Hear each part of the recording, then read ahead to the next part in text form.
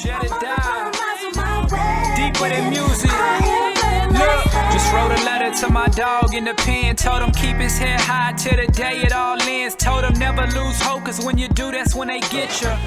Yo, what's up everybody? My name is Jedidiah. This is the Jedidiah Podcast. Today I will be interviewing the young, talented, and upcoming rapper from Houston, Texas, the one and only Young Easy. What's up, Easy? What's going down, Jedidiah, How's man? it going, man? It's a pleasure to be here, man. Yes, you know what I'm saying? Glad to have you, man. Thanks for coming through, bro. Congrats on the new album as well.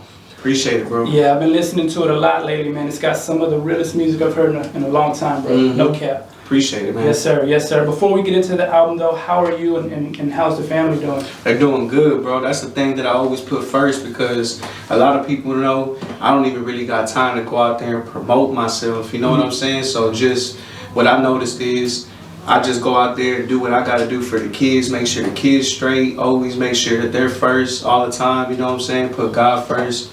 And then put the kids and then everything else is, you know, sad. It's crazy to say, but music really comes last to me. So that's why I always make sure my priorities are first, then I do my music. So I always know God's going to make up for that time if I'm doing what I'm supposed to be doing. Yes, you know? That's dope. That's dope. That's dope. I know it was your birthday last week, right? Yeah, it was my birthday. How old are you? 25, man. 25. 25 years young. That's what's up, man.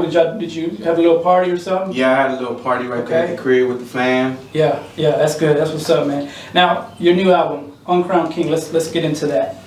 You spoke on it during the first song, but for people who haven't heard it yet, how did you come up with the title Uncrowned King, and what does it mean to you? Oh, man, I feel like it's everything that God puts me through, man. I feel like it's the betrayal, you know, all the friendships that didn't work out.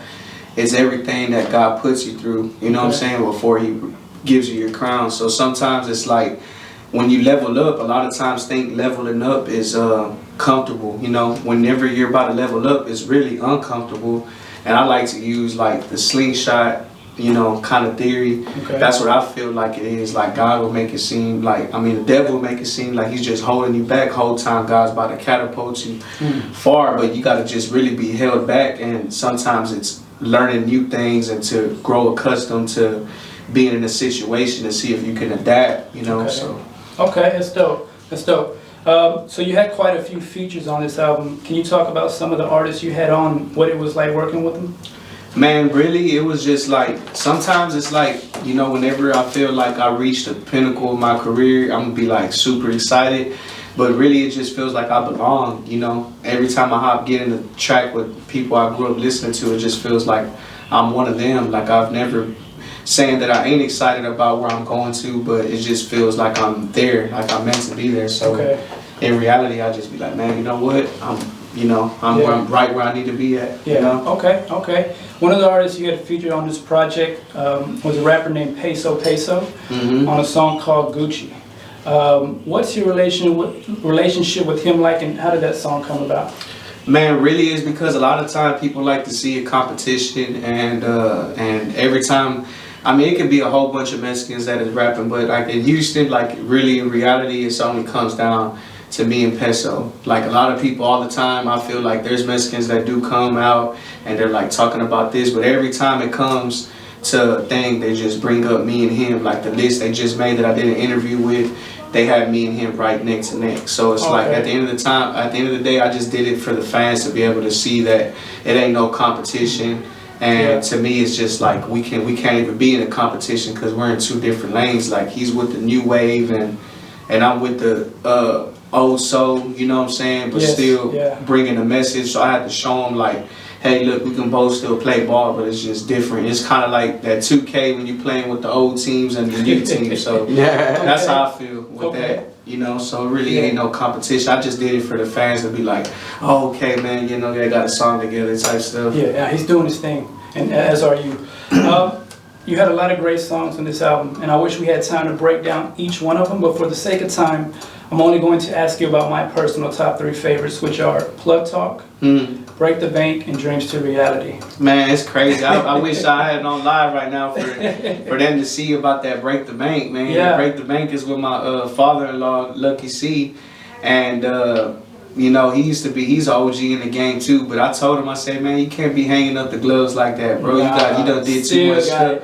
You done did too much stuff right here for you to be not doing nothing. So I mean, we're at the family barbecue one day, and we're sitting in the garage, and he was like, "Man, Easy, check this out, bro." And then he was like, "I know 100 million ways to break the bank." I was just like, "Oh, that's it," you know. So I mean, it's crazy. That's how I know that you were real. Already? He had the beat ready. That's how I know you was he leased it and everything. Yeah. That's how I know you a real like fan, because that's my personal favorite. Like, you know, Break the Bank. I love Break the Bank because I really spit some real stuff on it. I mean, I always do, but that's my favorite track on the album. Like the hardcore. And I feel like that song resonates with a lot of it resonates a lot with people who, despite their life struggles and hardships, they're still out here putting in that work, you know?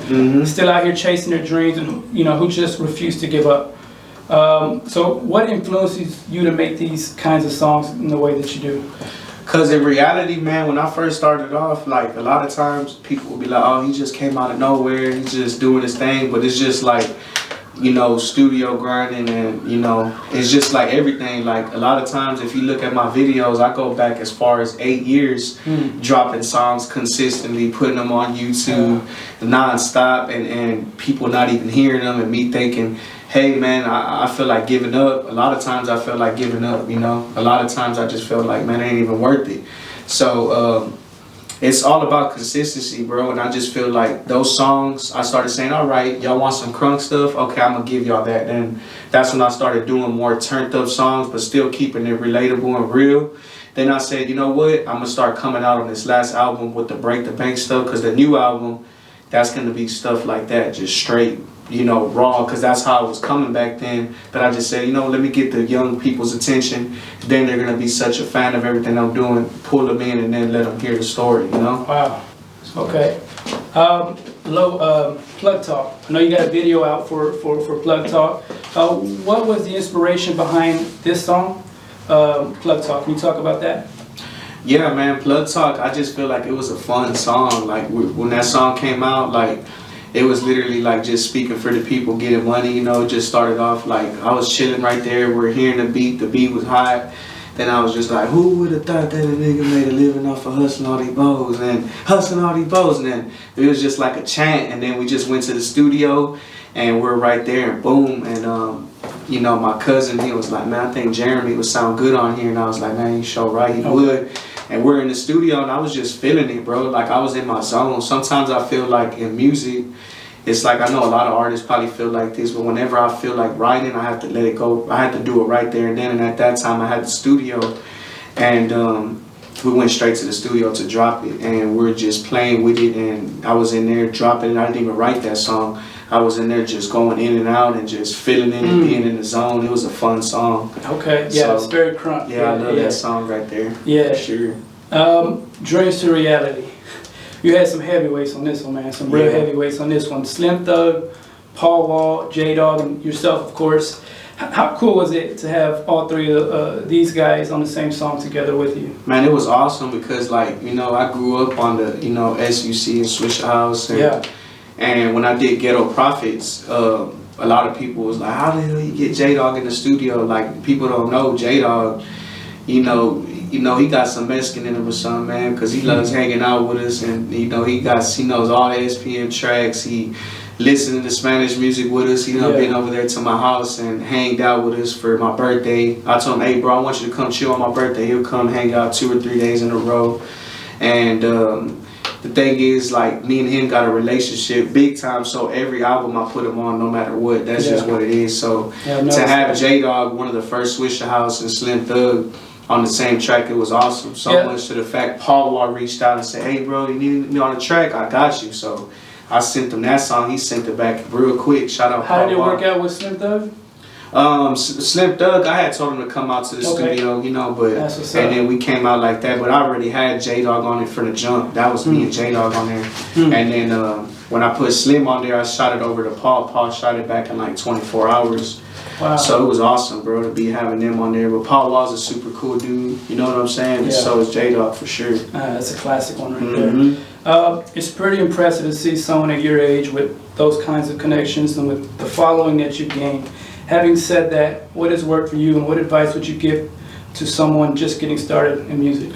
Man, to get started is just not even trying to put a motherfucking toe in the water. You gotta jump in that motherfucker. So, for real, that's what I feel like. You gotta just jump. You know, you can't be sitting there testing the water. You gotta sit there and you gotta go in there and jump in the water. That's the best thing I can tell you. And don't be afraid to spend no money, because it costs money to get make a living off of it. You know, it cost me so much money, and I wouldn't even take any dollar back, because now it's like finally paying off. But back then it was like constantly in the studio, like, man, chill, you know, don't go out there and spend all this money. But I knew that I had it in me, so I just had to keep going and understand that the new up and coming rappers don't feel too cool to go out there and spend money on somebody who's gonna not only promote you but post you on their wall and everything, because you'll be lucky if you get something like that from any of these artists. Like, so you're saying budgeting, very important. Yep. And no half-assing shit.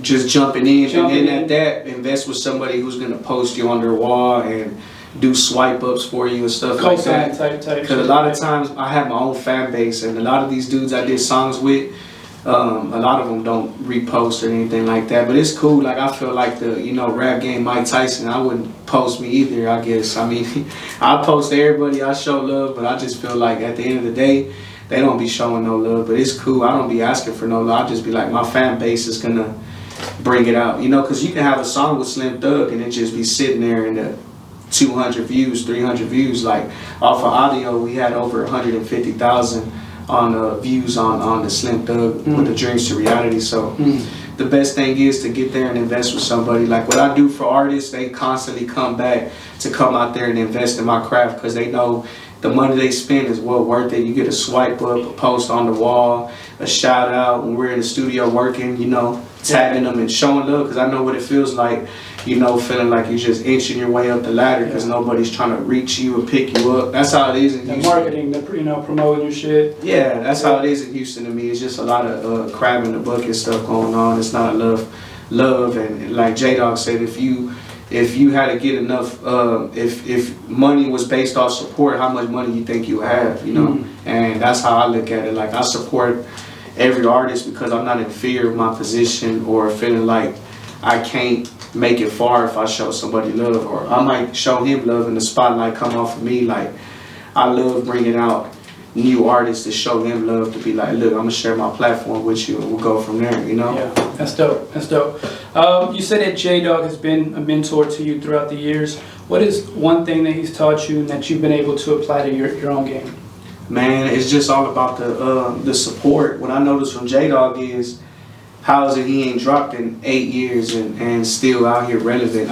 When I was coming up in the game, I always prayed for one thing.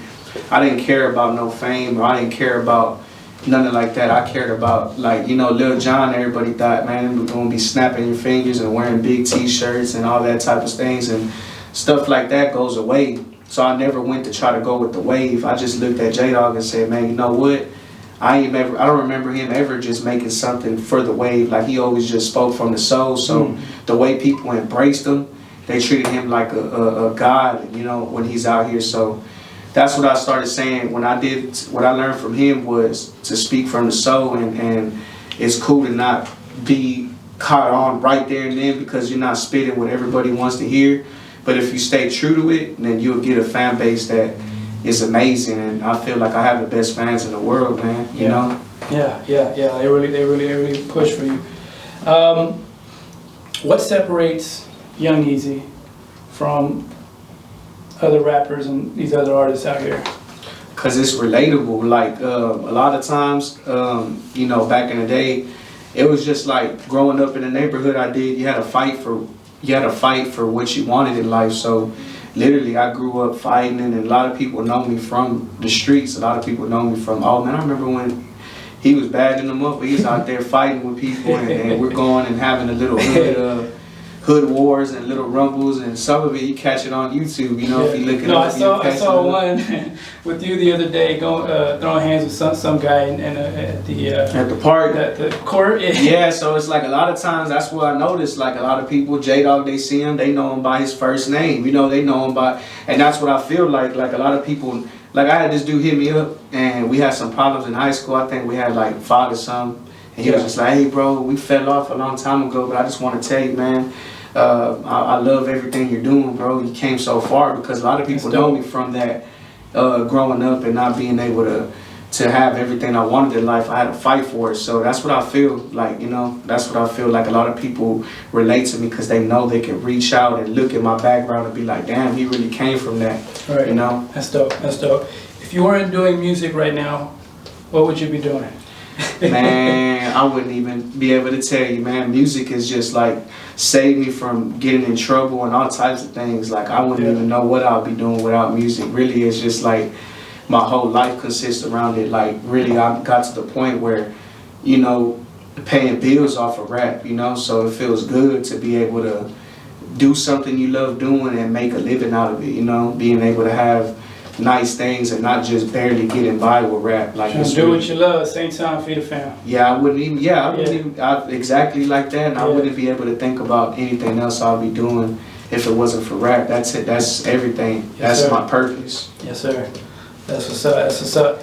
If you could collaborate with any artist, dead or alive, who would it be? Man, Tupac, man. Tupac, you know I knew it. Tupac, bro, I knew for it. sure. Like that is an inspiration to me, man. Like I feel like.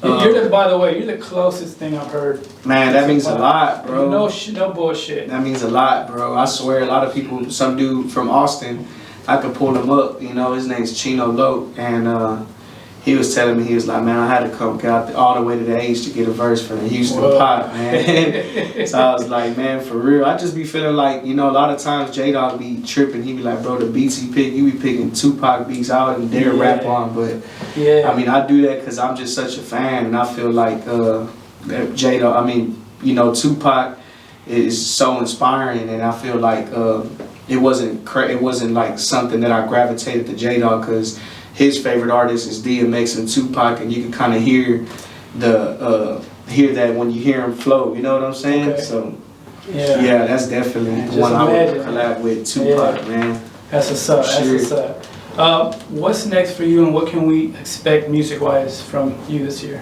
What you can hear is a lot of solo shit, man. Like a lot of solo things. I'm ready to tell my story and get people to gravitate to it, and probably have.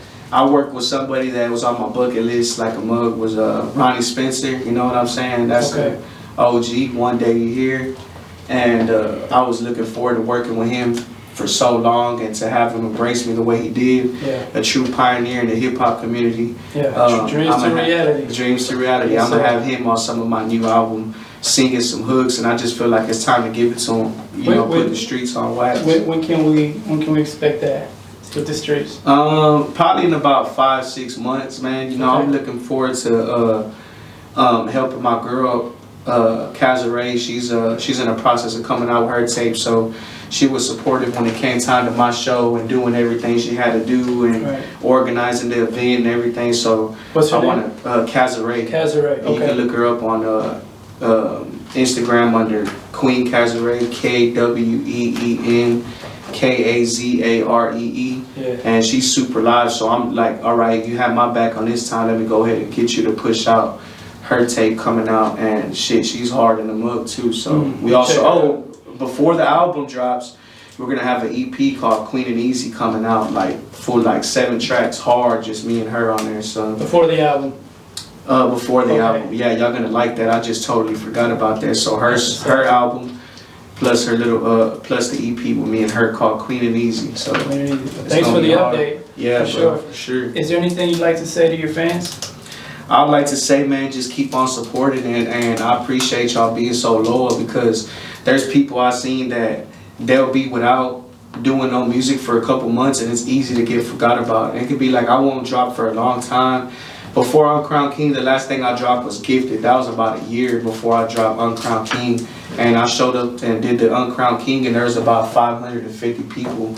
So we packed it out. We're only supposed to have 500, and we ended up going 60 past. Not even including staff was about 125. So I just feel like I got good fans, and I feel like don't let the blue checks confuse you, because there's been a lot of times people come out there and do shows with a blue check, and they can't get the people to come out, you know. So the 25,000 followers I do got almost at 25,200.